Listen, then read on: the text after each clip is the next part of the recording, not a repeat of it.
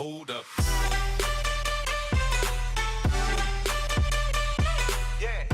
Yo, what's going on, guys? It is FoxyDude98 here. Welcome back to a brand new F1 2017 career mode video for you guys today here on my channel. Today is the British Grand Prix here, which is part 10, I believe, of my career mode. If you guys are still enjoying these career mode videos, don't forget to continue to click that like button like you guys are always doing. It's absolutely awesome to see the support. Subscribe if you have not yet subscribed to the channel already. And yeah, this is going to be the second video of the day. You'll be seeing two career mode videos today. One, which you would have seen previously, which is the Austrian Grand Prix. If you haven't gone to check that one out, I always leave a link in the description to the previous episode. So if you did miss the previous episode and you wanted to go and see it, maybe you didn't get a notification off YouTube because, I mean, they are broken. And maybe you just forgot to watch it maybe, and you've come onto this video thinking that you've already seen it, but you haven't. There's always a link in the description. It's the first link, and it will guide you over to that previous episode in case you haven't seen it. But anyway, without further ado, we're going to continue onwards then with the R&D work here, and we did get an upgrade. I believe it was another part of the chassis, which did put us in front of a few of our rivals now in the chassis works. And as you can see here, we're just moving along and putting in some of our old engine parts to go ahead with in practice. And yeah, and you can see that we've got a decent-ish gearbox. We're probably going to have to take a gearbox penalty at some point again, which is going to be frustrating, but it is what it is. I mean, I like the durability side of things, but as you can see, we are on a streak that I didn't think I would ever be saying in my life. We are now on a 4-race win streak, and we're actually top of the championship in a Force India. However, this is, of course, the British Grand Prix, and this is a Grand Prix which has got a lot of high-speed corners. It is a high-speed circuit, and it's very similar to the Spanish Grand Prix. And in the Spanish Grand Prix, we didn't really have any pace there, and I don't really expect to be challenging the front runners today. So, despite the fact I've got a lot of race wins, you know, I feel like this is the time now where we're really just going to be coming back down to reality in terms of this career mode. Although we've been on so many highs, I kind of want to win more, but we're going to give it all we got. But anyway, into the tyre wear test, and we managed to just about pass that.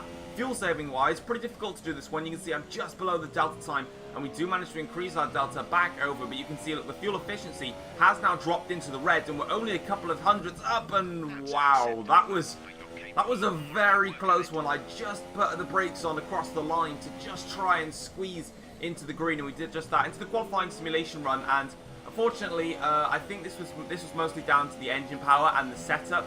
I normally, like I said I'd be showing the setup for my races, but this Grand Prix in particular, I was nowhere near happy with the setup, so I wouldn't recommend even trying it. All I'll say for setups in future is I have been editing the setups into my videos, but they'll be coming after this one, mainly because I forgot, because I'm an idiot. Like I said before, the transmission that you saw in the Canadian Grand Prix, always keep that one. Suspension geometry, always keep that one. And for some reason it made me just automatically pause, even though I was just not even on that. Tyre pressures, always keep those ones. And then also the ballast at the end. Either use 6 or 7. Don't go any lower, don't go any higher. And from future episodes, I'll have proper setups where I can do proper work. But for this British Grand Prix, I've not shown the setup, mainly due to the fact that it sucks, so I don't want to use it. I don't want to run show it because it doesn't work. But anyway, we're going to be moving on then and having a look and confirming a new upgrade, which should hopefully tie us with Toro Rosso. I'm not sure, we might just be behind them on the aerodynamic front, but you can see how much this car is just tails towards the powertrain, so we're going to move on with that. And you can see now that we've got some orange engine parts, so we definitely don't want to be using those anymore. So we're going to be scrolling across here and just using them. The controlled electronics, I think, was on it was actually quite low, to be honest. Something I didn't expect. But into Q1 we go then, and hopefully we can try and do our best here. Of course, we had a shocking qualifying simulation run attack. So as you can see, coming across the line now for our one and only run, and it is in P5, and a very, very strong result indeed. And I did just click retire from session, and we dropped down to P11, but that is us comfortably through into Q2, and Esteban Ocon has managed to get himself out of Q1, so his Q1 exit is definitely out of the window, and yeah, that is absolutely awesome. But anyway, let's continue moving onwards then. Into Q2 we go. We are half a second up on our previous lap. I did do a lap earlier in the session, but as you can see, we are much faster in this session here, and we're currently in P9. Didn't feel safe, so I wanted to go out for a second run just to keep myself intact, and we do just that there, and we actually finished up in P6, so we are going to be making yet another Q3 appearance for the Force India, and we're really starting to hook up with this car now. And as you can see, Esteban Ocon just about scraping into the top 10 there by a couple of hundredths of a second. Vettel seems on fine form, starting on soft tyres, but he was 0.2 quicker. And Lewis Hamilton there didn't set a lap time in Q2, so big shock there. Lewis Hamilton with no lap in Q2, and he's not going to be making an appearance in Q3. He'll be starting down in 15th place, so he might have actually had a problem. Like you saw in the Austrian Grand Prix, he might have had a problem which stopped him from going out and qualifying. But into Q3 we go, and we do qualify in P6. But as you can see, going super wide there on the exit of Stowe Corner now into the Vale Chicane here. We're currently in P8, and I'm looking to try and improve my time. We're half a second up, but this lap in general has been a very scruffy lap. We could have probably found another 2 or 3 tenths, but across the line we're 1.4 seconds off the pace, and we are 8th place on the grid. So, yeah, we're kind of starting to, we're back down to reality again in terms of qualifying. But, of course, our race pace has just surprisingly been quicker. So, as you can see then, into qualifying, my teammate Ocon could only manage P10. I was 1.4 seconds off the pace. Ocon was 2.2 seconds off the pace. So, not working well for him. But, as you can see, gathering up some resource points. And in our battle with Ricciardo, we only gained 1 point, which is kind of strange. But in terms of the driver performances and the team reputation level, they seem to be quite happy with us. Emma's going to give us our goals. They're probably going to be the same. They always tend to be the same. So we'll just have to wait and see what she comes up with. And there it is. Finish 8th, beat Ricciardo. Let's get into the race.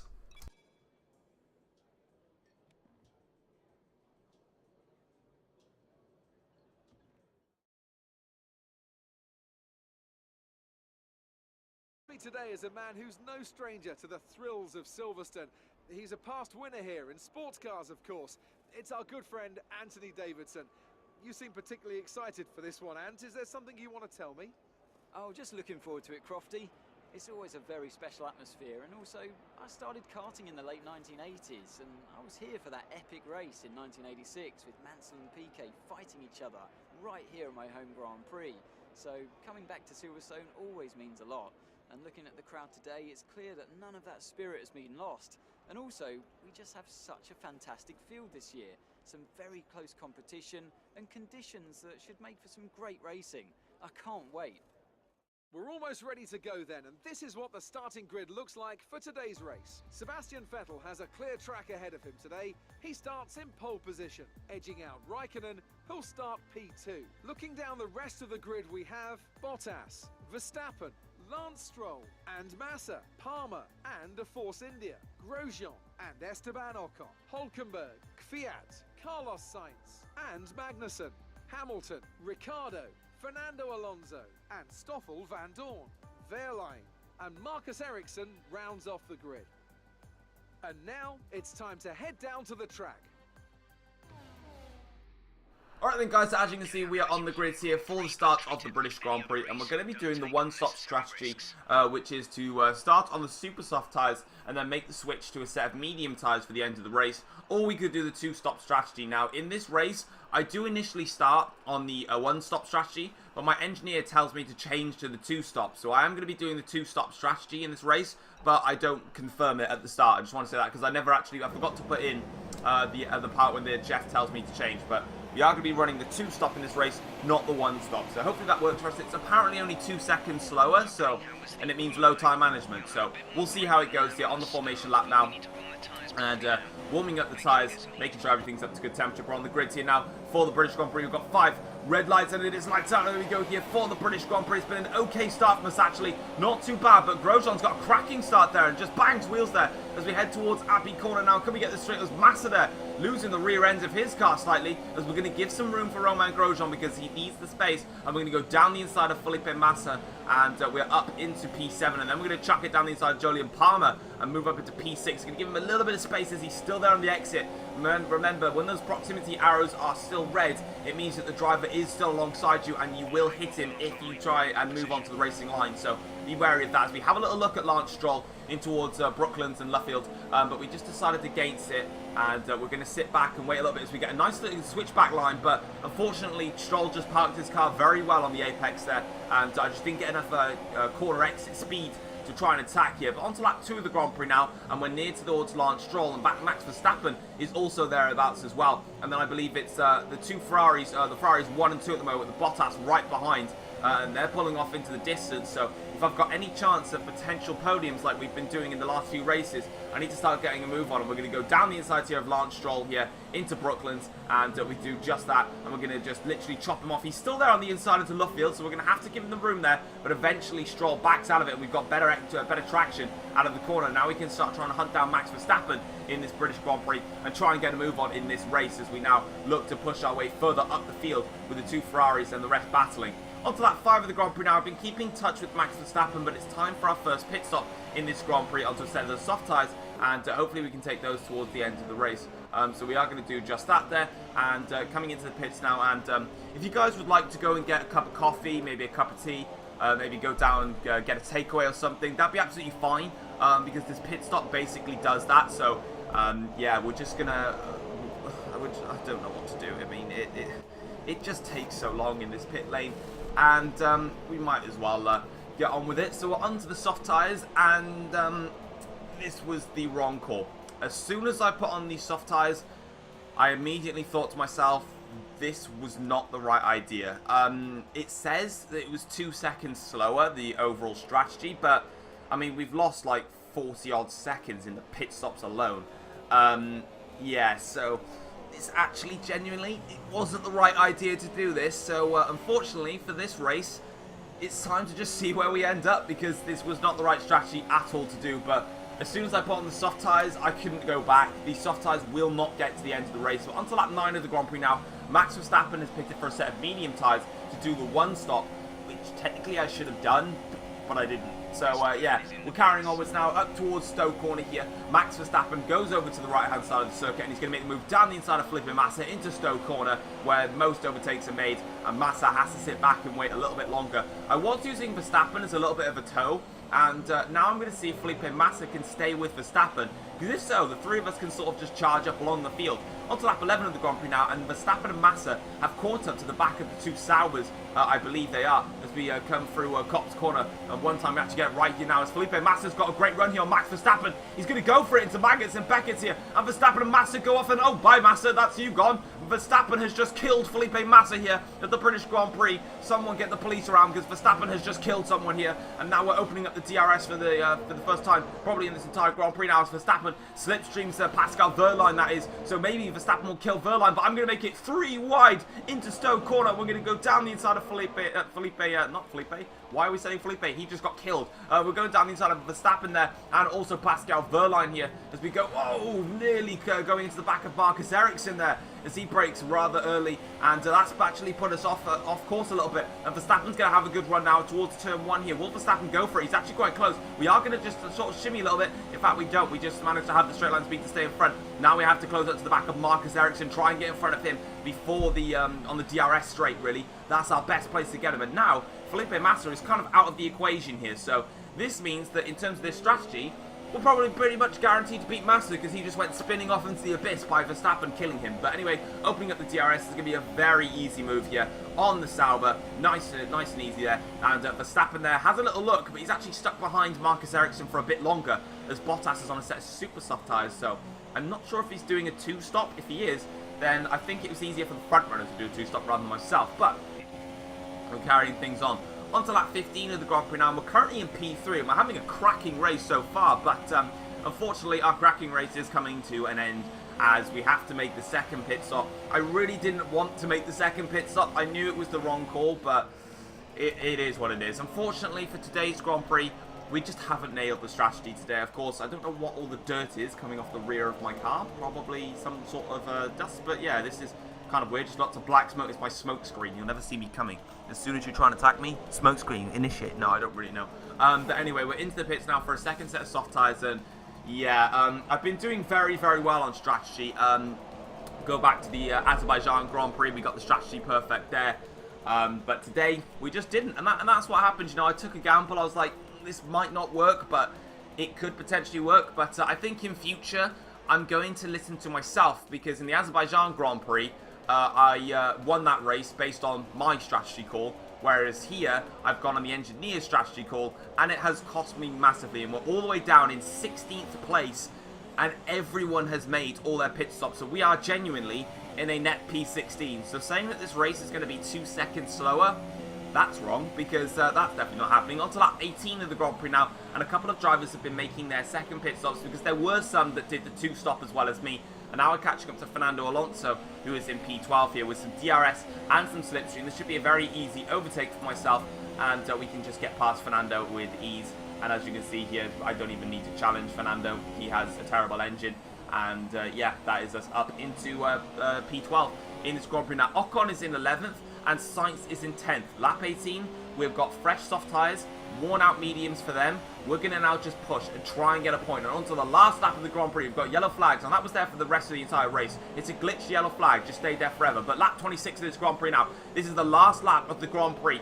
We are going to be pushing very hard now to try and salvage at least a point in this Grand Prix now. Sebastian Vettel wins the British Grand Prix here, slipstreaming Esteban Ocon. I'm in rich mixture. I'm going to go down the inside of Ocon, and that is us up into P11 now. We're going to squeeze Ocon out there nice and fairly. And now, as you can see, we're catching up to Carlos Sainz in the Toro Rosso, and we need to pass him if we are to score any points, but we're a little bit wayward out of Luffield there. And now onto the straight here. We are just too far back. Unfortunately, we've lost time in the middle sector to Sainz. I don't think we're going to score any points. This might be the first time this season that we failed to score a point in this career mode, but we've closed up a lot into Stowe Corner, and we've gone wide into Stowe Corner, really wide indeed, and it's time to just do a now or never. We're just going to lunge it up the inside here, and we're just going to do whatever we can to get a point, and we have done it on site. It was a reckless and crazy move. It was a torpedo move, but at the end of the day, I'd rather dive down the inside of Carlos Sainz and try and get a point, or if I don't and it's unsuccessful, then I won't score a point. So that's exactly what it was. But guys, that is all for the Grand Prix today. Unfortunately, the massive streak that we've been on is over. Unfortunately, the 4 race wins in a row, yeah, they were something of me being in heaven, but we've been brought back down to planet Earth, which is a very depressing place. And yeah, that is us, unfortunately, just being all the way down the grid, which is unfortunate. But anyway, guys, that is it for the British Grand Prix. The strategy just didn't work out for me today, and that's what happens. That's motorsport, that's racing. Sometimes things work out for you, sometimes they don't. And as you can see, Vettel celebrating on the top step of the podium. I believe Vettel won from Hamilton, actually. So Hamilton started down in P15 and managed to get P2. So an absolutely phenomenal race from Lewis today, and he really made whatever strategy he did work.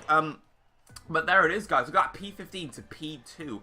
Brilliant results, and he did do the 1-stop. So Raikkonen and Bottas did the 2-stop. So did I. Stroll did the 2-stop. Alonso did the Palmer did the 2-stop. Massa did a 1-stop, even though it looked like he was going to do a 2-stop. He actually DNF. That's why.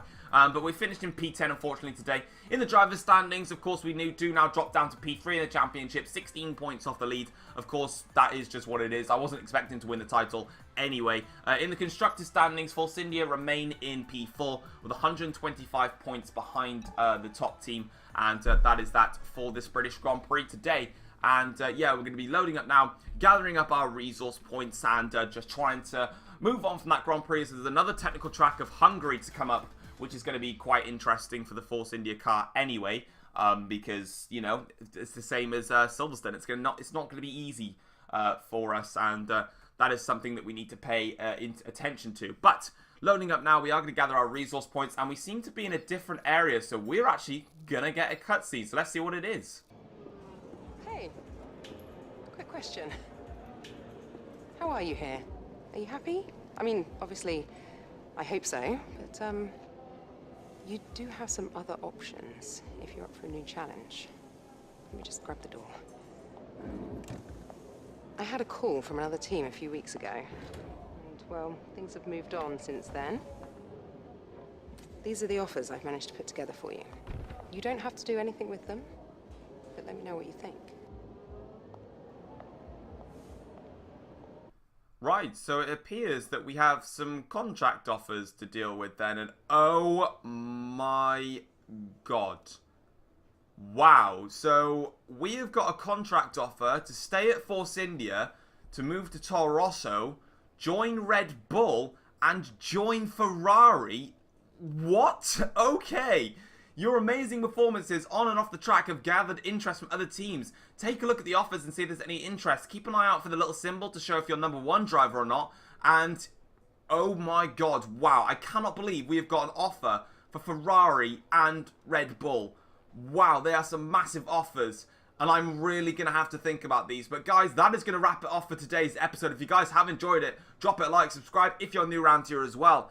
And I'm going to have to do a little bit of thinking now. Guys, I'm not going to be bringing out a poll or anything to suggest what team I'm going for. I'm just going to, this is my career mode, so I'm just going to do what I want to do. So, yeah, time to take a little bit of time to think about this one. But guys, that's a cliffhanger. In the next episode, you will find out what contract I accepted and where we go forward to the rest of the season. Until then, guys, this is a big cliffhanger. Take care all. Peace.